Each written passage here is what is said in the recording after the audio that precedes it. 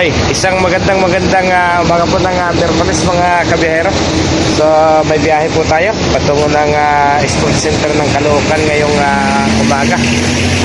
So alas 5:15 na po ng madaling araw at tayo po ay nandito sa isang barangay, itong Santa Quiteria. Medyo may pressure nga lamang po dahil napakasisigip po ng kalsada sa lugar na ito at wala pa po tayong dumarating kahit isang pasahero. So ayan, nakapaglugaw na po tayo at lahat ngayong almusal ay wala pa rin pong dumarating.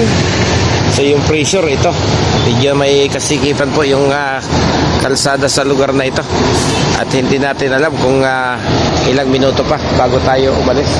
So dagdag pressure pa, nagka-depresa po yung ating regular na unit. Ayan, ibang bus po yung dala natin ngayong araw mga kabiyahero. So mamaya ihahatid ko po sa inyo yung lugar na kanilang pupuntahan doon po sa may barangay Diparo. Sako pa rin po ng lungsod ng Caloocan mga kabiyahero. So bali 5 bus po kami, iba't ibang lugar nga lamang po yung ating pinagkukunan ng pasahero, pero mamaya po ay magkikita-kita kami doon sa aming lugar na pupuntahan. So tara, biyahe po ulit tayo. Okay, 7:01 na po ng umaga. Huling pasahero na po siguro yung umakyat. Akyat na rin po tayo at i-check natin. Ayun. Wala pa hong 10 yung sumakay sa ating 49 seaters na unit. Kaya lang, obligado na po tayong umalis para magtungo po tayo sa kanilang destinasyon mga kabiyahero.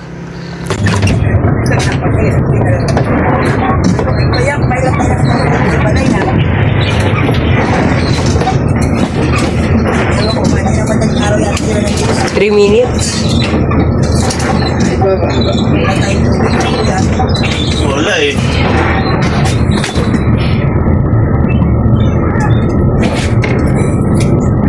Nakaharap sa camera yung wifi. Hindi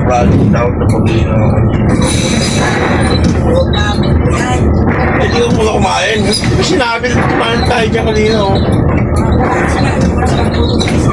So katulad po ng sinabi ko kanina, ibang unit po yung dala natin, kung kaya't wala po tayong cellphone holder para magamit po natin ng maayos dito sa pagkuha ng video habang tayo po ay nagbabiyahe.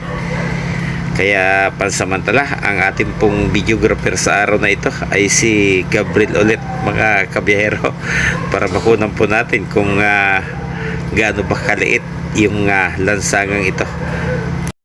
So nai-imagine nyo po ba mga kabiyahero, sa mainit na mga iskandalo ng mga anomalya ng ating Department of Public Works ay makikita po natin na ang kalsada pong ito, bagamat nasa loob po ng NCR, ay talaga pong napakakipot, samantalang nagiging malaki pong issue yung pagigiba ng mga matitino pang kalsada.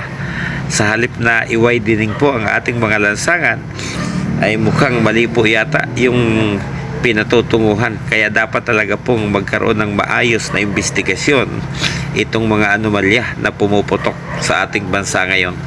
Ang fluid. Ang fluid.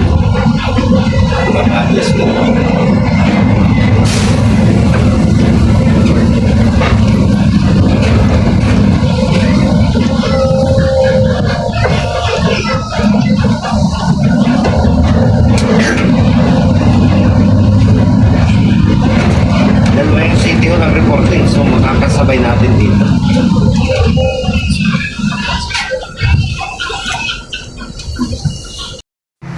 Mula po doon sa ating pinanggalingan kanina, siguro po mga less than 3 kilometers ay mararating na po natin yung Quirino Highway. So yung mula po doon sa Quirino Highway, kakaliwa po tayo doon para marating po natin yung venue na kanila pong pupuntahan, yung Caloocan Sports Center. So yun po yung matatagpuan sa unahan po ng Novaliches, yung tinatawag po na, kung hindi po ako nagkakamali, ay sa tinatawag po nilang Diparo. Halos magkaharap lang po sila nung SM City Caloocan mga kabiyahero. So ayan, napakasikip na nga po ng kalsada, nagawa pang magmaniobra ng sasakyang ito.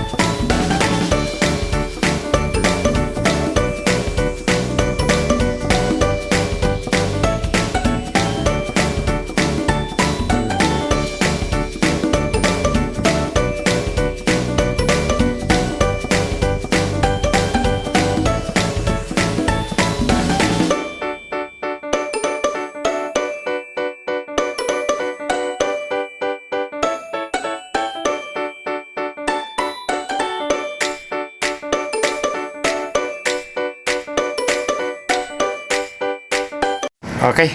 Pagkatapos po ng mahigit isang oras, dahil sa bigat po ng daloy ng trapiko, ay narating na po natin itong Barangay Diparo. Ito po yung lokasyon mismo ng Caloocan City Sports Center. Yan pong nasa ating harapan. Yan po yung SM City Caloocan. Kakanan po tayo rito. Yung pong ating nasa kanan ay bahagi na po yan ng Caloocan Sports Center, mga kabiyahero.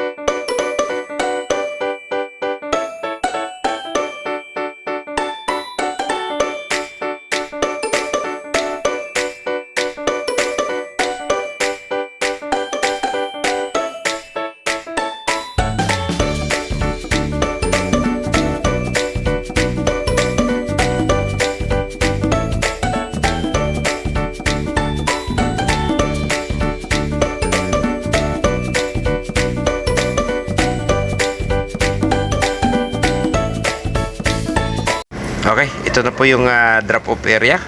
So, idadrop po natin sila rito at pagkatapos tayo po lilipat sa likod. Doon po tayo paparada at doon na po tayo maghihintay hanggang sa matapos po yung kanilang event sa lugar na ito, mga kabiyahero. So, pansamantala, maraming salamat pong muli sa mga sumama sa biyahe kong ito, mga kabiyahero.